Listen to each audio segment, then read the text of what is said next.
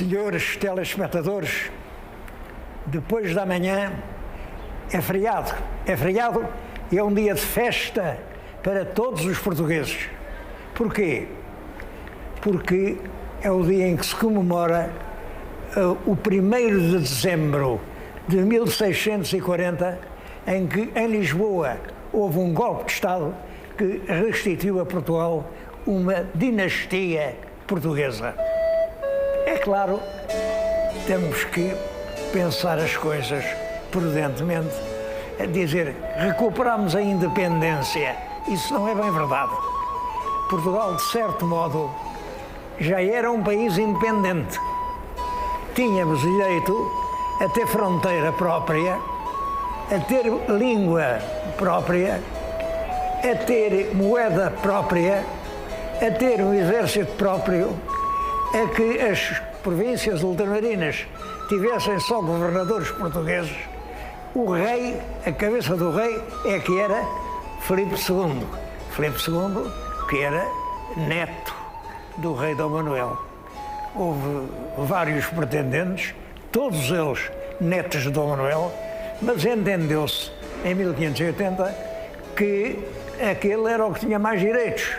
Também ele apoiou os seus direitos com uma invasão militar de Portugal, mas não houve uma guerra. Ele apoderou-se da coroa portuguesa pacificamente. Portanto, o rei era castelhano, mas as instituições eram inteiramente portuguesas. Isto é independência, não é independência? Bom, chamava-se monarquia dualista. E assim se viveu durante muito tempo, sem que este regime causasse grandes irritações. Não houve, assim, uma reação popular muito forte a este regime. Devo dizer que este regime de autonomia, de liberdades, tinha a ver com outros factos da história da Europa. Pouco antes de 1580, a Europa tinha uma grande realidade, que era o Império de Carlos V.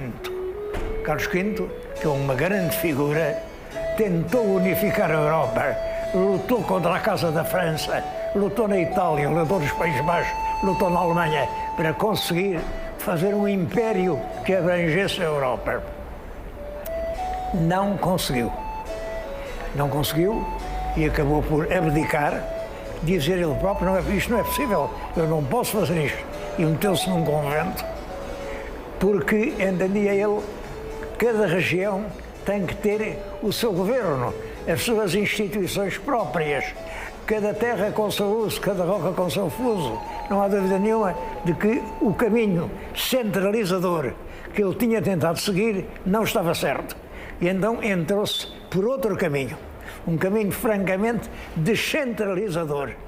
Cada reino do Império tinha o seu governo, tinha a sua moeda e a sua língua.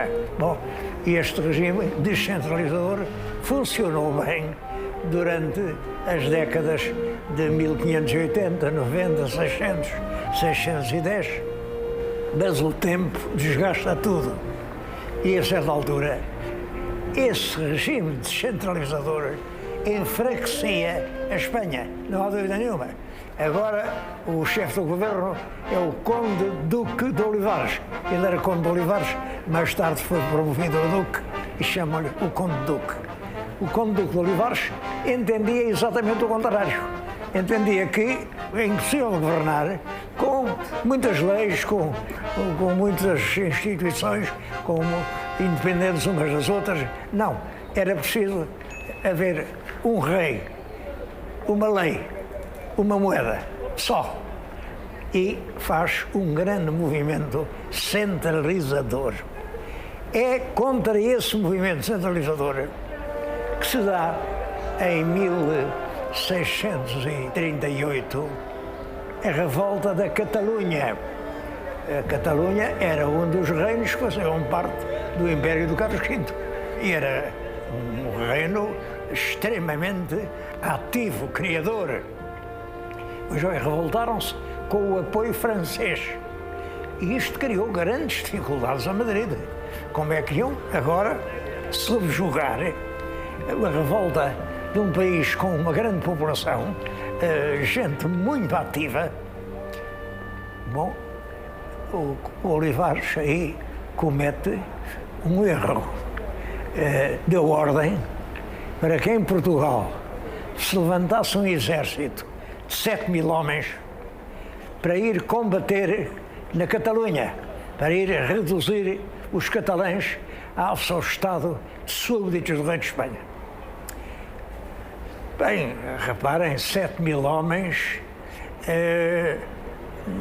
admitindo que 10% eram oficiais, eram 700 oficiais, e os oficiais eram todos fidalgos, nessa altura. Bom, e isso gera entre a fidalguia um grande sentimento de reserva. Então, iam agora fazer a guerra à Catalunha, contra a Catalunha, os portugueses, que estavam numa situação igual, nós também, e é assim que nasce um movimento de conjurados, um certo número de fidalgos, começam a reunir-se aqui, neste palácio em que eu agora estou. Subiram por aquela escada? Talvez, julgo que não. Este palácio é o Palácio da Independência, que fica aqui no Rossio. Este palácio tinha uma outra entrada lá por trás, pela Muralha Fernandina, que era uma entrada quase secreta, quer dizer, era possível vir ao palácio sem dar muito nas vistas, desde que se entrasse pelas traseiras, claro. E é aqui que se reúnem 40 conjurados.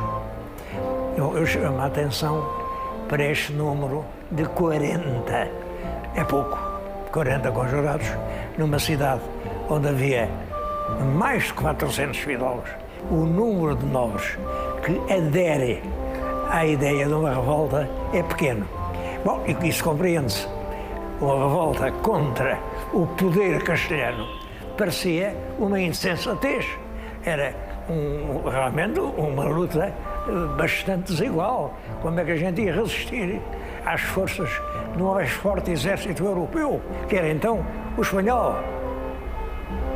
Bom, mas a verdade é que os conspiradores entraram a conjurar, a convencer o Duque de Bragança de que ele é que era o rei legítimo, porque ele é que também representava um dos netos do Dom Manuel.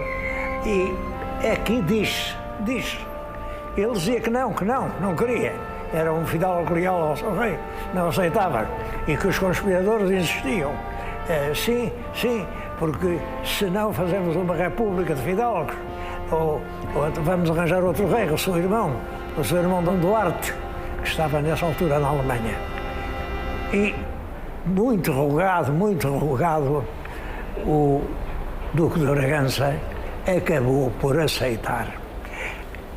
Eu acho tudo isto esquisito, por uma razão, é que realmente o conspirador mais importante, o que estabelecia as ligações entre uns e outros, o que levava e trazia recados, era o João Pinto Ribeiro. E o João Pinto Ribeiro era o agente de negócios do Duque de Bragança, nem mais nem menos. Quer dizer, bastava que o Duque de Bragança dissesse ao João Pinto Ribeiro: doutor, não ande com isso para a frente. O caso acabava. Mas não.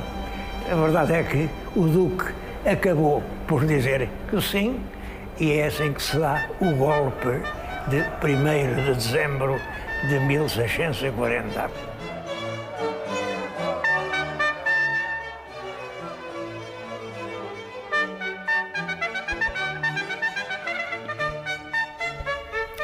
A ordem de mobilização para seguir para a Guerra da Catalunha foi, enfim, a pinga d'água que fez transbordar o copo.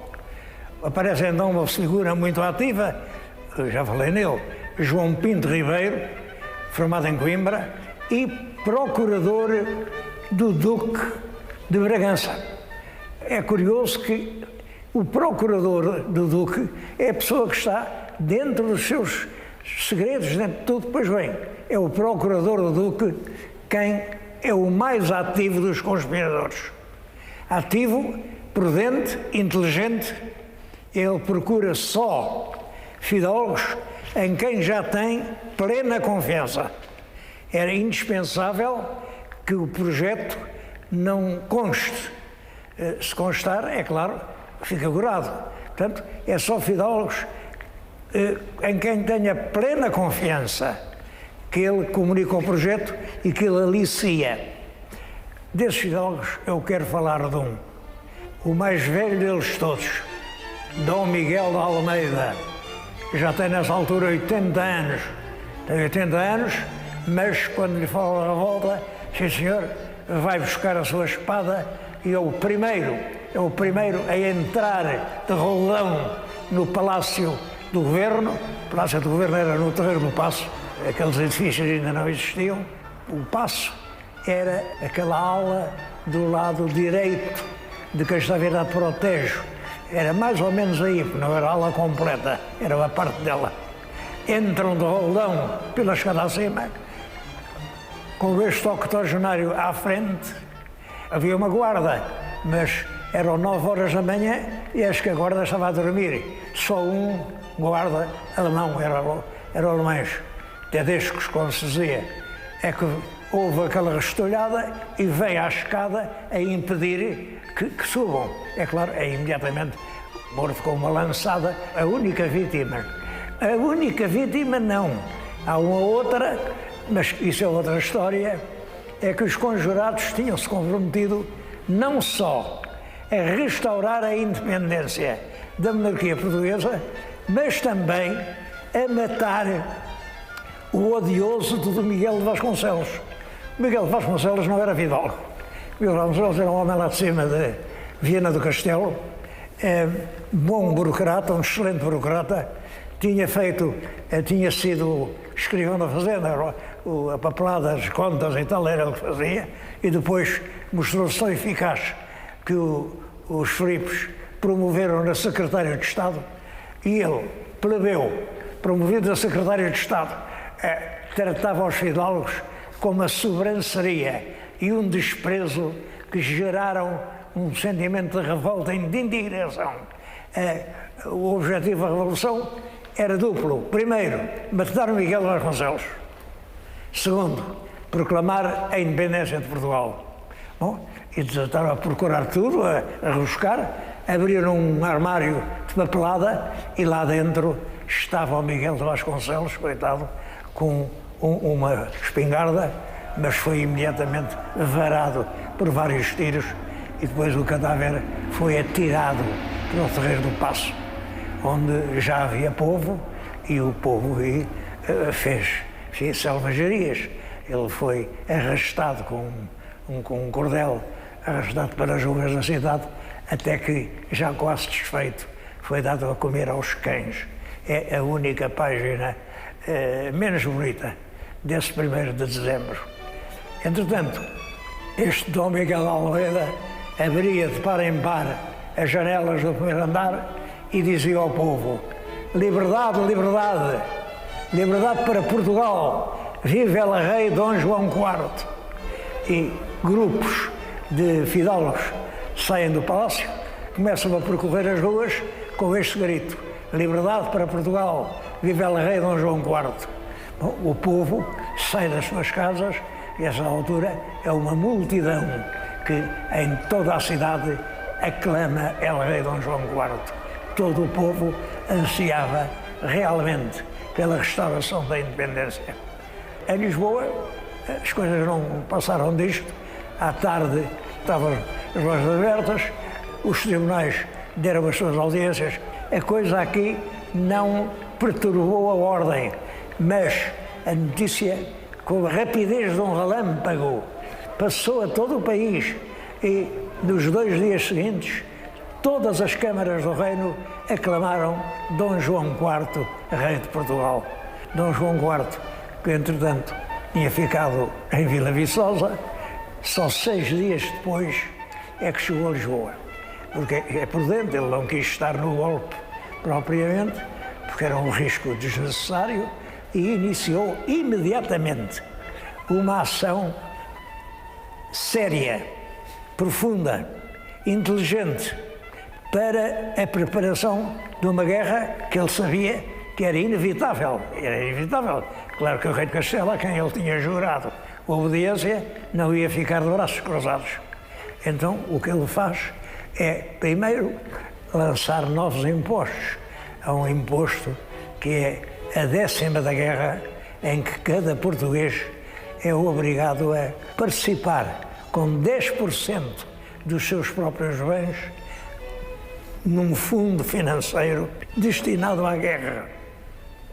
10% é muito.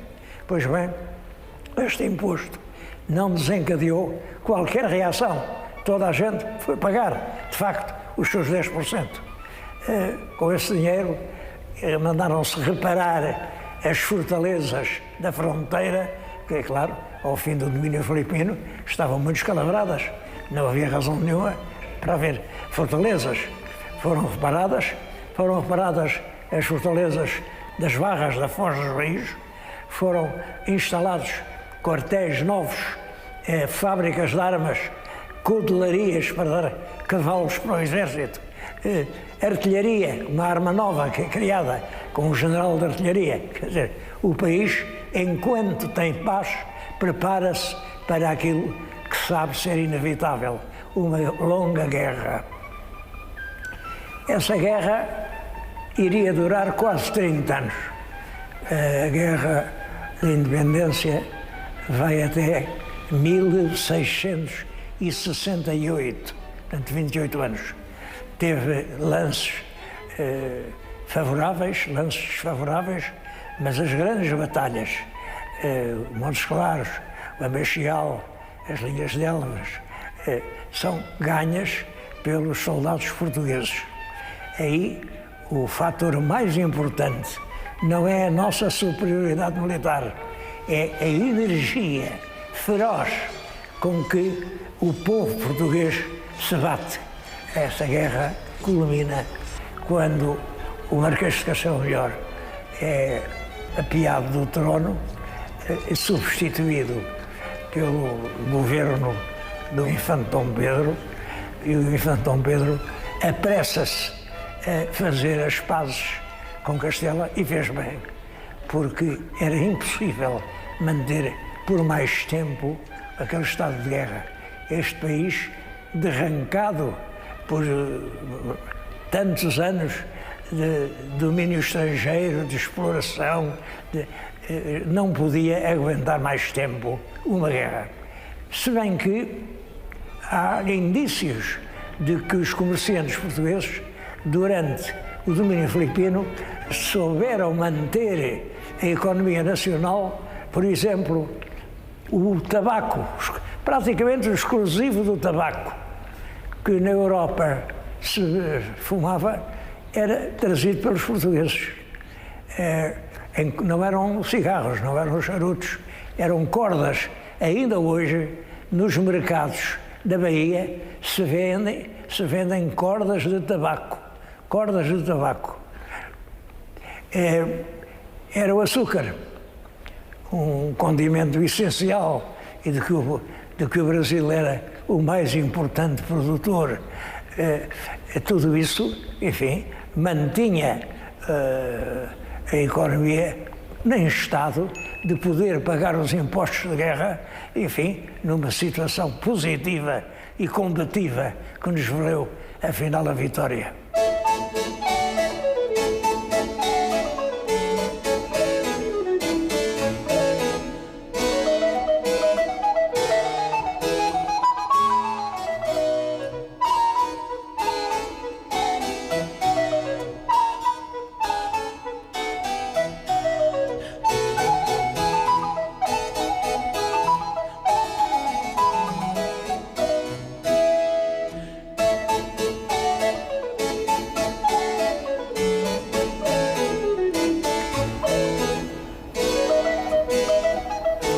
Hoje pode-nos parecer surpreendente como foi possível este pequeno país triunfar numa guerra contra uma das grandes potências militares da Europa.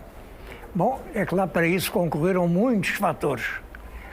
Primeiro, já aludi, foi o entusiasmo, o apoio popular em todos os níveis. Fala-se muito, por exemplo, no caso de uma fidalga, Dona Filipa de Vilhena, que chamou os filhos, ela própria os armou cavaleiros para irem combater pela causa portuguesa. Quer dizer, uma mãe que, em vez de tentar evitar que os filhos vão à guerra, é ela própria quem dá as armas com que eles se devem bater.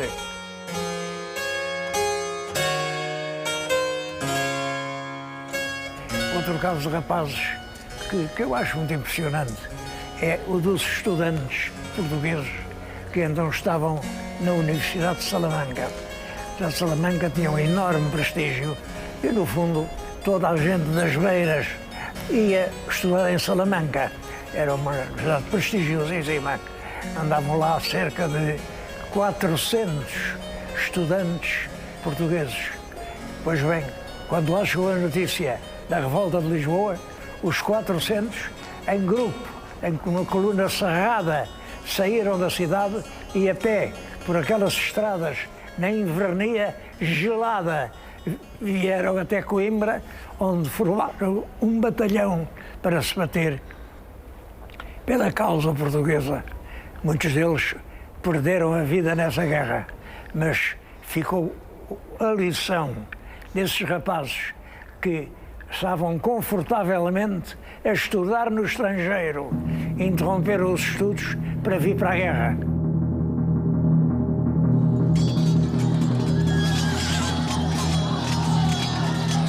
Em 1668, finalmente, já se vê que os castelhanos não conseguem um triunfo fácil.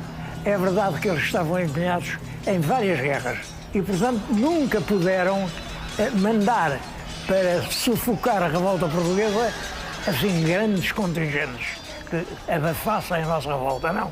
Eram sempre corpos de tropas não muito superiores àquelas que nós podíamos dispor. A Espanha batia-se em toda a Europa e nós batíamos na nossa fronteira. Todo o país aderiu à causa nacional, com a exceção natural de Ceuta.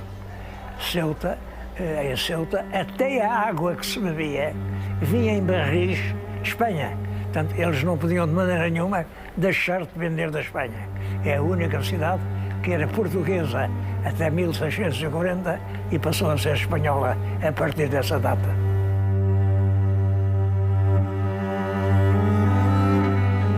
Eu estou a dizer-lhes isto no Palácio da Independência e agradeço à Sociedade Histórica da Independência de Portugal ter-me permitido fazer aqui essa evocação do 1º de dezembro.